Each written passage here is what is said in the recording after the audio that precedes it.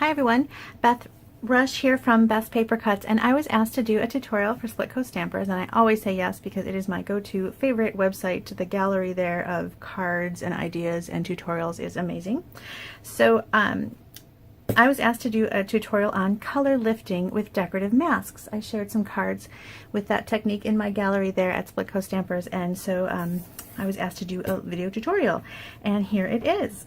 So I am using water-based inks. You can also use watercolor paints. Please keep in mind that different inks and different paints have different pigmentations, and so not all will react exactly the same. I'm using a water-based ink, which is what a lot of our stamp pads are, and so I'm going to use Misty Moonlight. And you can use whatever color you want, and you're going to want to get yourself a piece of watercolor paper or another paper that withstands water technique, so shimmery white or any kind of paper that has the ability to withstand watercolor. And this is just watercolor paper, 140-pound cold press. Okay, so you want to get it nice and wet, and I'm just using an aqua painter. You can use any kind of brush. Nice wash brush is good, so you can get a good coverage. And you want to get the whole thing wet. You can see I still have a little ink on my brush from when I did my play around with this a few minutes ago. So you want to get it wet and then create a background. You can go crazy and do multiple colors. I'm going to stick with one color, the Misty Moonlight.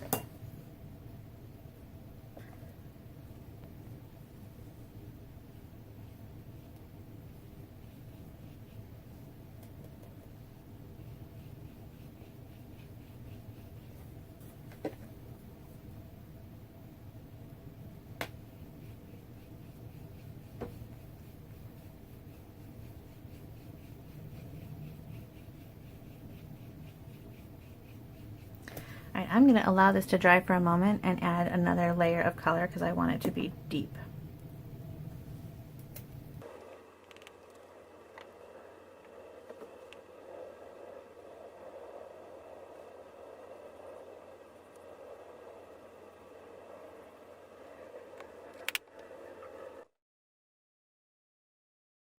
Now you do want to let this dry, and I'm going to clean up this ink from the washi tape. I tape my paper down with washi tape because it's easy to tear off again. There's really nice painter's tapes that you can use as well. And I like to clean off the washi because the coating on the washi makes the ink stay wet, and then later if I go to push my paint or my tape down again, I get my finger blue, which is what I did on the first card that I made. There we go. Alright, so you want this to dry. You can do it wet. You're going to get a different look. If you do it wet and then you put your decorative mask or stencil down on top, you could get some moisture from the background piece on the stencil, and then as you're working, the moisture kind of plays around a little bit and you can get a mottled look, which might be what you're going for. And I have a card in the gallery that has that look, and that will be up at in the color lifting gallery, so take a look at that if you want to see what that looks like. But I'm going to let this one dry because I want my lifting to be cleaner. You can heat tool it dry as well.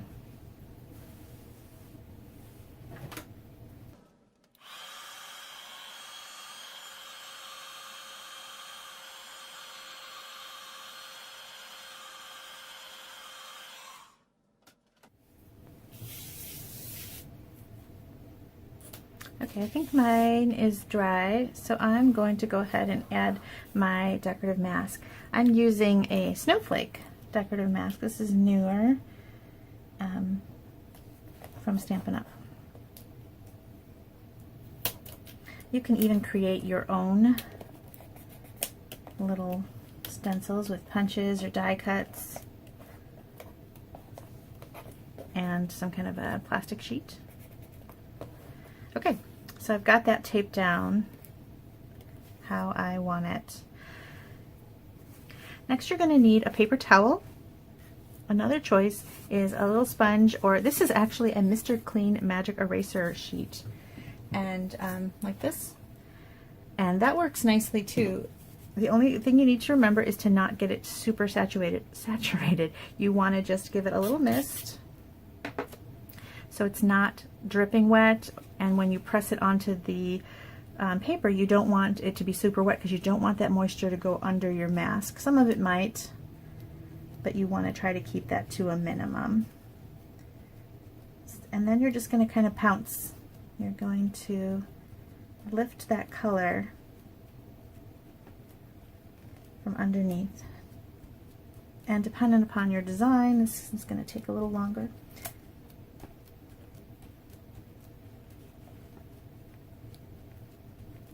You can use a sponge too, just remember to not get it so wet that when you press on that sponge, that moisture is going to go pooling under your mask.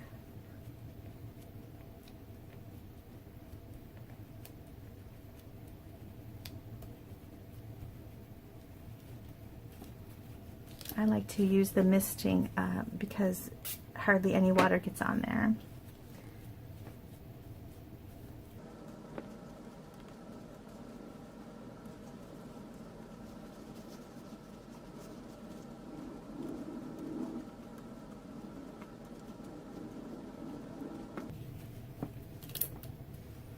So I'll show you the magic eraser.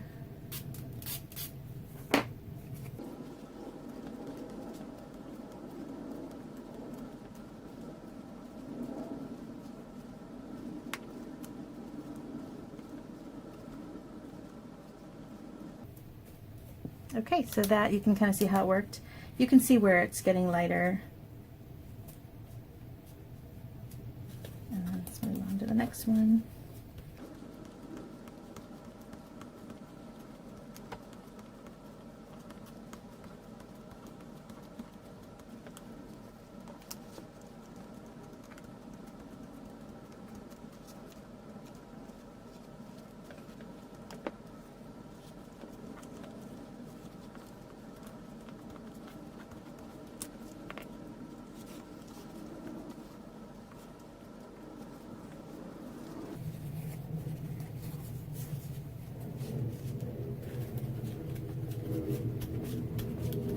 So you're going to continue dabbing throughout your stencil, sometimes adding more water until you reach the look that you're looking for.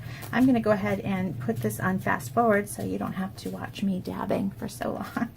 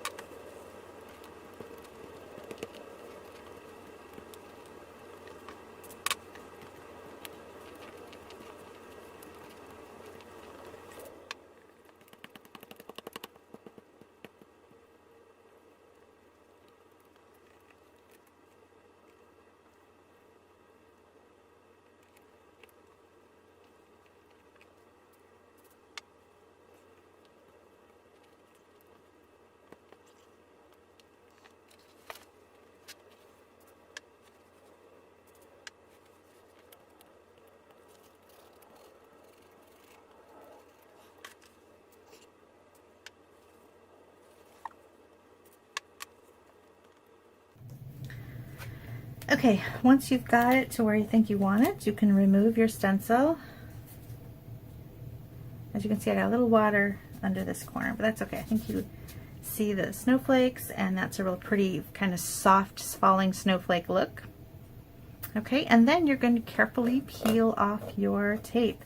One tip for doing this is if you peel it away from the image, kind of go away from it. That way, if you do rip it, you're not ripping into your painted area or your colored area, and if you need to, you can trim, but sometimes it's nice to get that kind of clean white edge just for fun. It kind of gives it an artistic border.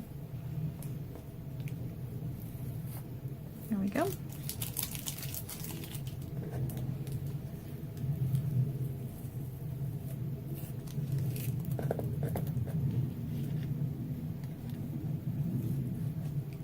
Slow and steady. There.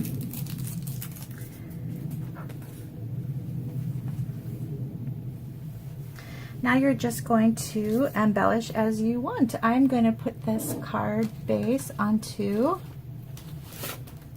some Misty Moonlight cardstock.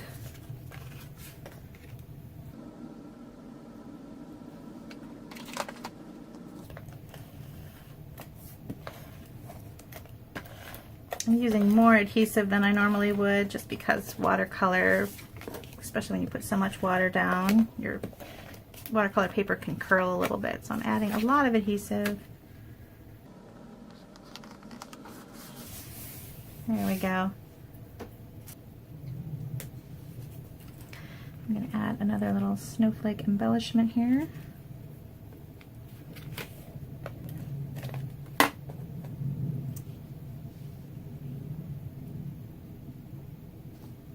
I'm not worried about this adhesive coming through because I'm going to cover that with a sentiment.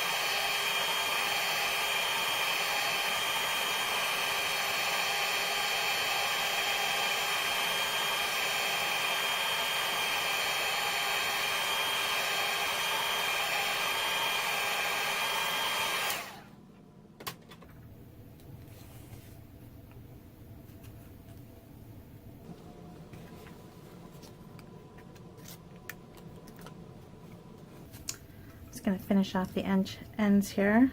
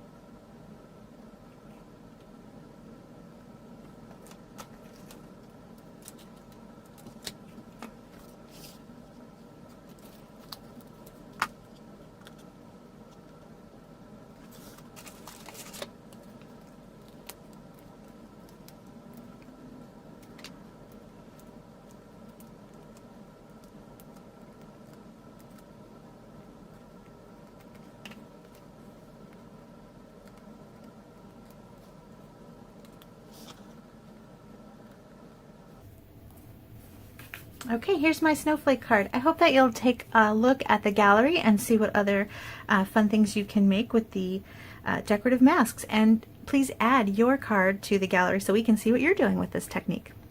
Thanks for watching. Bye.